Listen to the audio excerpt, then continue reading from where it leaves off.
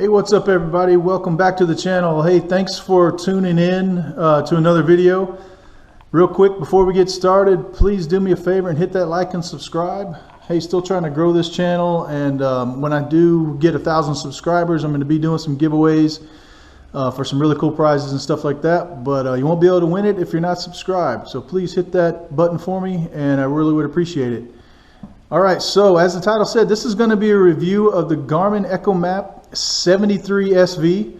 I do apologize if the audio is a little shoddy in here. I'm in the garage, so it's not the best acoustics, but just bear with me. I think you'll still get the same amount of content out of it. I did a video earlier on the 93SV, so be sure to check that one out. It was a 6-month review video. It's actually my most popular video, so be sure and check that out. But I thought I'd do one of the 73 as well because one, there's just not many on there, and two, you may be thinking about getting it for the holidays. You may be looking at it as a Christmas gift or something like that. So thought it'd be cool to do one of those as well. So anyway, without further ado, this is for the 73SV. Again, it's the Garmin Echomap ultra high definition 73SV. The 7 is just the size of the screen. The SV means it has side view or side scan on it. If you have a CV version, that means it does not have side view, so make sure you know the difference between those two. And then the 73 is for freshwater, and the 74 is for saltwater. So that's going to have your different charts. Now you can run freshwater charts on a 74, but you'll have to buy the freshwater charts. And then vice versa from the 73 if you wanted to run saltwater charts. And those charts will just go right in here into this little section. All right. So just something to keep in mind if you're looking at those units and trying to figure out what the difference is between the two. Okay, so let's get started on this one. Here is our chart setting. I've got this in simulator mode just because since I'm in the garage, you wouldn't be able to really see anything otherwise. So I do have it in simulator mode. So some of the stuff might not quite look like it would on the water, but just keep that in mind. It'll look pretty close though. This is your fishing chart. And with the lighting the way it is in the garage right now, it's going to be basically like it would be at night. So the colors will definitely change. You can set them up to change on their own, or you can set them up to where they don't change or anything like that. So just keep that in mind. You've got your depth contours. They do have 1 foot depth contours. It is a touchscreen map. You can also use the buttons out here or these right over here to zoom in and zoom out. The unit does also have what's called depth shading on it, which is this right here. These do load up faster, just something to keep in mind. They load up faster when they're not in simulator mode, so just keep that in mind as well. If you see it loading up a little bit slow, that's because it's in simulator mode. It just takes a little more processing power. As you can see, this one I've got set up with those depth charts or depth shading enabled. So I've got this hump labeled right here. I did another video on that as well on how to do that. But it's just something to keep in mind that's real good and something to look for on any, basically any fish finder you're looking for nowadays. If it's got maps, it should have this type of feature on it. Just a really helpful feature for finding everywhere on the lake that's at a certain depth that you want to use. All right, so definitely keep that in mind. All right, so that's your fishing chart in a nutshell. You can obviously put labels on it to where the miles per hour go over, the depth, and all that kind of stuff. That's not on here in simulator mode, but you can certainly do that outside of simulator mode. All right, going back to home. Here's all your sonar functions. So you've got traditional sonar, which is your 2D. Clear view, which other ones will call down scan, side view, and then you can put any combinations of those that you like. You also have a traditional flasher if you like still use that. I don't typically use it, but it's there if you need it. Here's your traditional sonar. Now again, this looks I will say this looks better than it will look in real life, but it does still pick up very well. The store demo mode is always going to look better than anything else, so just keep that in mind. But the unit still displays very well, and the resolution is still going to be just this high. All right, you can obviously change these colors if you like. I believe this is what they call the amber color or something similar. You can set this gain here. You can set it to auto depth, and all kinds of stuff. You can even change the ping speed of the sonar if you wanted to do that. You can also change these functions over here. This is obviously your depth, your water temperature, your battery voltage, what speed you're going, time of day, all that kind of stuff. So traditional sonar, just like basically any other unit on the market, nowadays, it's going to work great. It's a chirp sonar, and you're going to be able to use this function just like you would, in any other sonar, like I said. But this one works just as great. Excuse me. Going back to your clear view, this is going to give you that same picture in just a more defined, realm. These, for example, would be fish right here. That's what you'd be looking at. These will be rocks. Anything of bright return is going to be a hard bottom.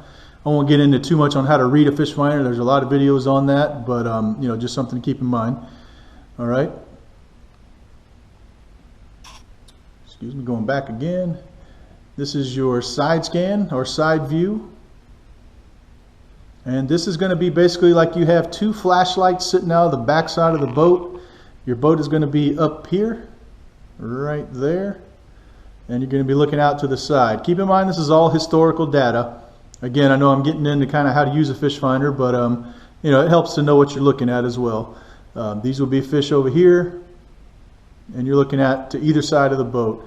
So this one does have side scan. It works really well. It works just like the 93s. In fact, they come with the same transducer, so it's going to read the exact same. You can store these frequently used. It is also Panoptix compatible. All right, I don't know if this is going to have a demo. Yeah, it does have a demo of the Panoptix. I don't have Panoptix right now, but I do plan on getting it. So this one is Panoptix compatible. If you're looking for a unit that will run Panoptix, this is actually probably the entry-level unit that you could get to run Panoptix with. So if you were going to look for one unit to only run Panoptix, this would probably be the least expensive one you could get to do that with. I will say the screen, when you're standing up looking down at this, is going to be a little bit small for looking at Panoptix like that. You may want to get something more in the 9-inch or even 10-inch range to do that, but it is available should you want to do that. And like I said, you can always get a RAM mount that lifts it up some as well. So just keep that in mind. It will run Panoptix, although it is a little bit small if that's all you're going to do with it. And also when you get to going back home here,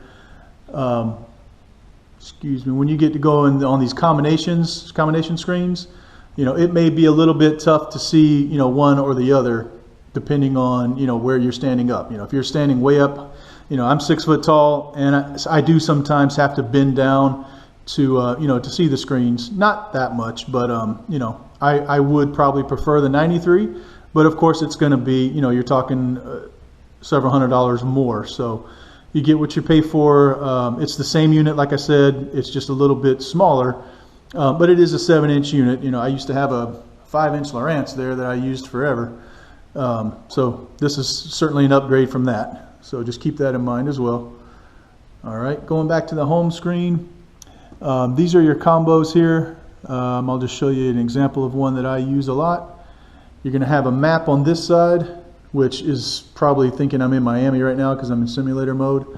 And then on the other side would be your clear view sonar or your downscan sonar. So that's just, like I said, something to keep in mind.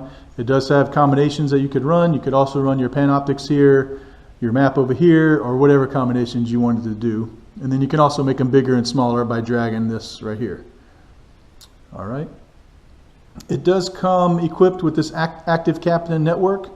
What that'll do is allow you to download the Active Captain app on your phone and be able to have that app talk to this unit and be able to store waypoints and whatnot doing that, as opposed to doing what I currently do now, because I don't have this Active Captain app for some reason. I haven't downloaded it yet. But what I currently do now is go to Google Earth, download them that way, transfer the files, transfer them over here. It'll just save you a lot of steps doing it that way. It also can hook up to your engine and all that kind of stuff if that's something you want to do. I don't do that currently because I have a bass boat. This would be more of a function if you're going out in a fishing boat out in the ocean, but it can certainly do it if you wanted to. All right, and that would be via a NEMA network. So you would have to buy some more equipment in order to do that. Let's see what else we got here. That was just if you wanted to play music on it, which I don't see why anybody would want to do. But yeah, that's some of the basic stuff that it has. Obviously, we can get way more in depth into it, but I don't want to make the video too long on how to use the unit. I'm just trying to go over some of the features that it has. One of the cool features that I love on this thing though is that you can save presets here. So for example, I've got that one saved as number 1, this one as number 2, and you can change these however you like. Just the map is 3, and then I'm not sure what's at 4 here. Yeah, there you go. So anyway, you can save the presets there. This one does come, the 73 does come, I should say, with a swivel mount like this. The 93 does not, so that's something to keep in mind if you're looking for differences between the two. This one comes with a little swivel mount. The 93 does not come with that. I'll be honest, I don't use that function as much as I thought I would. And if I was probably going to do it again, I would put it on what's called, I think, a Panther mount right here. So that's something to keep in mind as well if you're looking at some other kind of purchase on it, or a ram mount, something to that effect. This certainly works. It's just a little bit more wobbly than I would like, but it's been on here for a few months and I haven't had any issues with it at all. It's just something that I would probably do differently if I was installing it again, today. Looking at the back of the unit real quick. This is the back of the unit. You have a network adapter right here, which I have hooked up to the 73SV up front. Highly recommended to hook these two up together if you're going to do that. It's not that hard to do. Network cable there, network cable plugged into the other one. And then just run down through here. It'll pick up automatically. Definitely something to do if you're going to have both of them. If you can only afford one, then you don't have to worry about it. But that feature is there. Transducer here, power there, and then this is your NEMA connector here. It can, of course, swivel with these knobs. And then you can push this button right here, and that'll lift the whole screen off without having to take this whole thing out. That's one of the cool features about this unit. Makes it real secure, makes it less likely to get stolen. These also do come with a cover as well, so that's just something else that kind of differentiates them from other units. You can take this off. It comes with a cover. All those little features that I think makes this a great unit. All right, that's it. Please give me a like and subscribe. I know it's a little bit longer video than normal, but I think it was necessary. And hey, definitely appreciate you watching. Thanks again. Bye.